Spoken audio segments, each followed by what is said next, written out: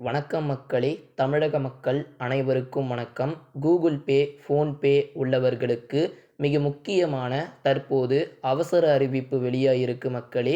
தமிழக மக்கள் அனைவருமே காணொளியை கடைசி வரைக்கும் பாருங்க. கூகுள் பே, ஃபோன்பே யூஸ் பண்ணுறீங்கன்னா கட்டாயம் காணொளியை கடைசி வரைக்கும் பாருங்க. மிக முக்கியமான விஷயங்கள் நிறையவே இருக்குது. இந்த மாதிரி பயனுள்ள தகவலை தெரிந்து கொள்ள சேனலை சப்ஸ்கிரைப் பண்ணுங்கள். நாளுக்கு நாள் வளர்ந்து வரும் தொழில்நுட்ப வளர்ச்சி மக்களின் அன்றாட வேலைகளை எளிமையாக்கியிருக்கு என்றாலும் கூட அதோடு தொடர்புடைய மோசடிகள் அதிகரித்து வருகிறது.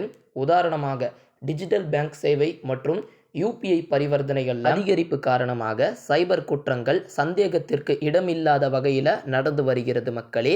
சைபர் கிரைமின் மிகவும் பொதுவான ஒன்று என்றால் ஓடிபி மோசடி. இந்த ஒரு மோசடிக்கு அதாவது இரையாகாமல் தவிர்க்க சில விஷயங்கள் பின்பற்ற வேண்டும். ஓடிபி மோசடி எப்படி நடக்கிறது அப்படின்றத தெள்ள தெளிவாக பார்த்துடலாம். மக்களிடமிருந்து முக்கியமான தகவல்கள் தெரிந்து கொள்ளும் விதமாக மோசடிக்காரர்கள் பல்வேறு யுக்திகளை பயன்படுத்தி வருகிறார்கள். அதில் ஒன்றுதான் வங்கி அதிகாரிகள் போல காட்டிக்கொள்வது. அது மட்டும் இல்லாமல் இப்படி காட்டிக்கொண்டு மோசடி செய்வார்கள். இதில் மோசடி செய்பவர்கள் வங்கி அல்லது பிற நிதி நிறுவனத்தின் ஊழியர்கள் போல நடித்து மக்களை ஏமாற்றி பேங்க் அக்கவுண்ட் நம்பர், யூபிஐ பின் நம்பர் போன்ற முக்கியமான விவரங்கள் கேட்டு தெரிந்து கொள்வார்கள். ஆள்மாறாட்டம் செய்தல். சில சூழ்நிலையில் சைபர் குற்றவாளிகள் தனிப்பட்ட தகவலை பகிரும்படி அச்சுறுத்துவதாக போலீஸ் அதிகாரிகள் போல காட்டிக்கொள்கிறார்கள். அதாவது சமீபத்தில் நடந்த பல நிகழ்வுகள் இதற்கு உதாரணமாய் அமைந்திருக்கிறது. அதாவது உங்களுக்கு ஒரு பார்சலில் போதைப் பொருள் வந்திருப்பதாக கூறி பாதிக்கப்பட்டவர்களை மிரட்டி பயத்திற்கு உள்ளாக்கி அவர்களிடம் இருந்து பணத்தை பறிப்பது போன்ற தனிப்பட்ட தகவல் கேட்பது என இந்த ஒரு மோசடிகள் இன்றைய நாள் வரை குறைந்தபாடில்லை மக்களே. எந்த ஒரு பிரச்சனைக்கும் ஆன்லைனில் தீர்வு கிடையாது.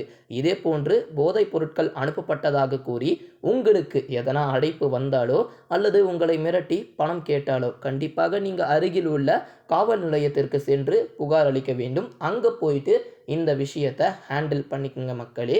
எந்த ஒரு பண பரிவர்த்தனையும் செய்வதற்கு முன்பு சிறிது சிந்தித்து செயல்பட்டால் பெரிதளவில் உங்களுக்கு நிதி இழப்புகள் ஏற்படாமல் தவிர்க்க முடியும்.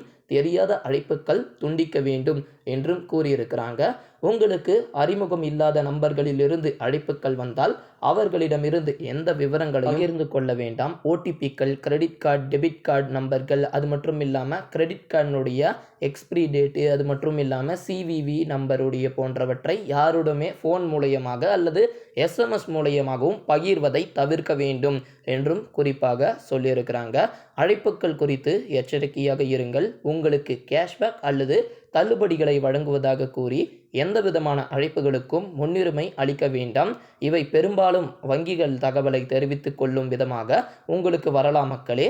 மேலும் உங்களை ஏமாற்றுவதற்கான முயற்சியாக கூட இருக்கலாம். விவரங்களை பகிர்வதற்கு முன்பு நம்பகத்தன்மை நீங்கள் சரி பார்க்க வேண்டும். உங்கள் வங்கி ஒருபோதுமே உங்களுடைய அக்கவுண்ட் விவரங்களை கேட்க மாட்டார்கள். அதற்கு ஒரு சிம்பிளான ஒரு எடுத்துக்காட்டு சொல்கிறேன். வங்கியின் டேட்டா பேஸிலேயே உங்கள் பற்றிய அனைத்து விவரங்களுமே இருக்கும்போது அவை ஏன் உங்களிடம் இது போன்ற விவரங்கள் கேட்க வேண்டும் என்று சற்று சிந்தித்து பார்த்தால் உங்களுக்கே நன்றாக புரியும் மக்களே.